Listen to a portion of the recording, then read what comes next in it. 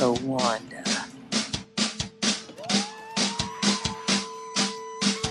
Hoy queremos hablar del término histeria.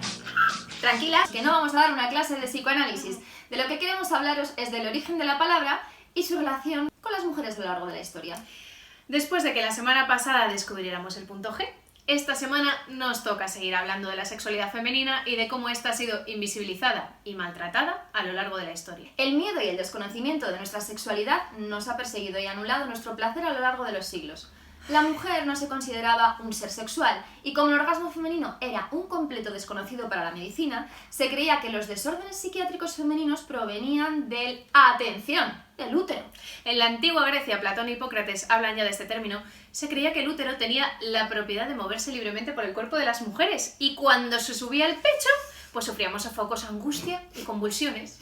Esta idea se mantuvo sorprendentemente en el tiempo, pero en la época victoriana los médicos diagnosticaron a miles de mujeres la llamada histeria femenina. Esta enfermedad, cuyo diagnóstico no desapareció hasta 1952, presentaba un amplio abanico de síntomas que incluían desfallecimientos, insomnio, retención de fluidos, pesadez abdominal, espasmos musculares, respiración entrecortada, irritabilidad, fuertes dolores de cabeza, pérdida de apetito y lo más importante y más perverso, tendencia a causar problemas. Cualquier trastorno mental, cualquier comportamiento que se saliera de la norma era catalogado como histérico, por supuesto siempre ligado a las mujeres. Uno de los médicos de la época llegó a escribir hasta 75 páginas de posibles síntomas, por lo que miles de mujeres fueron diagnosticadas como histéricas. Es decir, que todas éramos unas histéricas, según los señores doctores. Todas locas, locas del coño.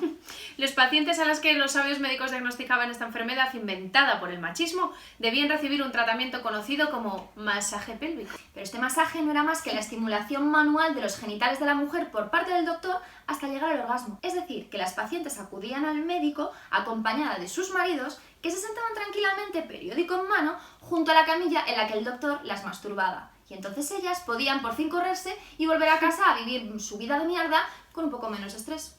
Pero es que maridos y señoros doctores no veían aquellos espasmos y gritos como un orgasmo, porque básicamente en ese momento no se concebía la existencia del orgasmo femenino.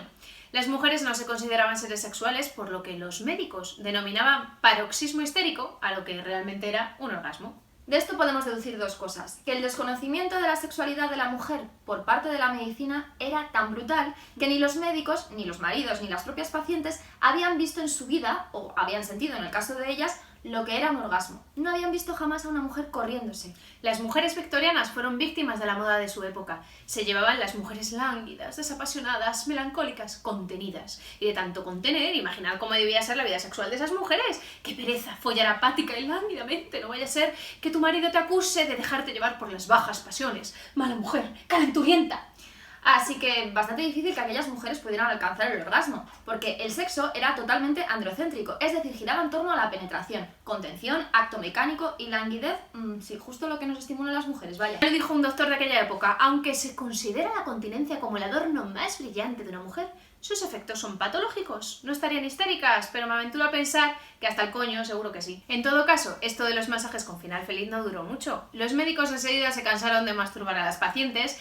Se ve que era un trabajo muy arduo para ellos, claro. Es que a veces los masajes eran muy largos. Algunos escritos recogen que a menudo tardaban hasta 1 hora en conseguir el paroxismo histérico, el orgasmo, vaya. Parece ser que algunos eran muy torpes. Hay que tener en cuenta también que el tratamiento de la histeria no podía realizarse en una sola sesión, sino que tenía que extenderse en el tiempo. Normal que todo fuera histeria. Las mujeres constituían el mayor mercado terapéutico de Estados Unidos. Las 3/4 partes estaban faltas de salud. Algunos empezaron a recomendar chorros de agua en la zona, lavajes vaginales, pero la verdad es que los doctores, muy listos ellos, pronto se dieron cuenta del negociacio que podían hacer a costa de la dichosa histeria. Lo petaron con un inventazo. Las eminencias, cansadas de masajear chichis histéricos, inventaron unos aparatos que hacían el trabajo por ellos, los vibradores. Eso sí que fue una revolución industrial. En 1870 apareció el primer vibrador mecánico y en 1873 el primero electromagnético. Oh, ¿le he hecho daño? No. ¡Ay!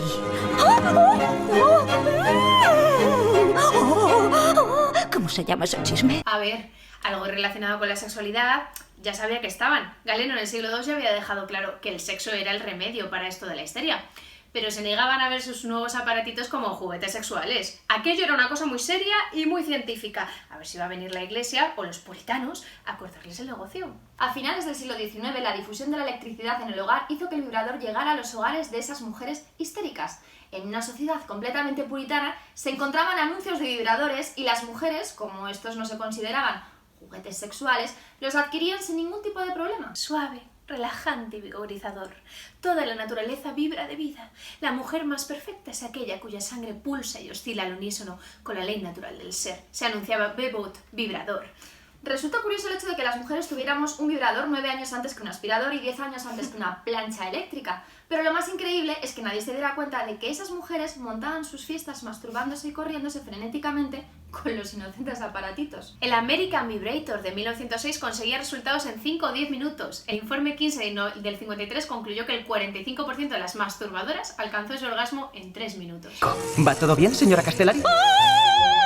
Lo que se había llamado histeria durante 2500 años no era otra cosa que la expresión de la sexualidad femenina. No seremos nosotras las que defendamos a Freud, porque vaya, que el señor era bastante misógino, pero lo cierto es que gracias a sus estudios sobre la histeria, Freud a principios del siglo XX empieza a dar forma a su teoría del inconsciente, que revolucionaría completamente la concepción de cómo funcionamos las personas a nivel psicológico y de cómo se configura nuestra sexualidad y nuestra identidad. Sus conclusiones sirvieron para descatalogar la histeria femenina como una enfermedad, porque ni todos los trastornos mentales de las mujeres se podían catalogar como histeria, ni resolver con orgasmos. Pero además, todas estas manifestaciones nerviosas del inconsciente, de las pulsiones internas, de las frustraciones y depresiones, no eran patrimonio exclusivo de las mujeres, que va. Eso sí, las resistencias a los avances científicos permitieron que hubieran médicos que siguieran diagnosticando histeria hasta los años 50. Una vez más extraemos que históricamente el sexo se ha reducido a la penetración, a la consumación, al acto que perpetúa la especie y que proporciona placer al macho, y de aquellos malos polvos, estos lodos de hoy.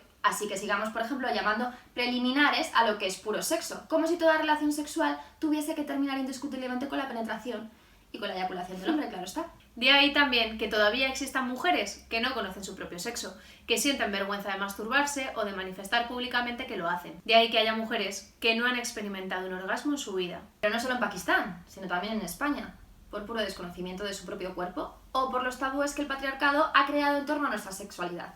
Ya no tenéis excusa para seguir llamando histérica ahí alegremente a la gente. El término histérica es profundamente machista. De todo esto, de la histeria femenina, de nuestra sexualidad, de nuestro clítoris, hablamos en nuestro libro Hola Guerrera, en el capítulo Poder Clitoriano, el que le hacemos un canto al clítoris porque se lo merece y porque bastante invisibilizado ha estado ya a lo largo de la historia, como hemos podido comprobar.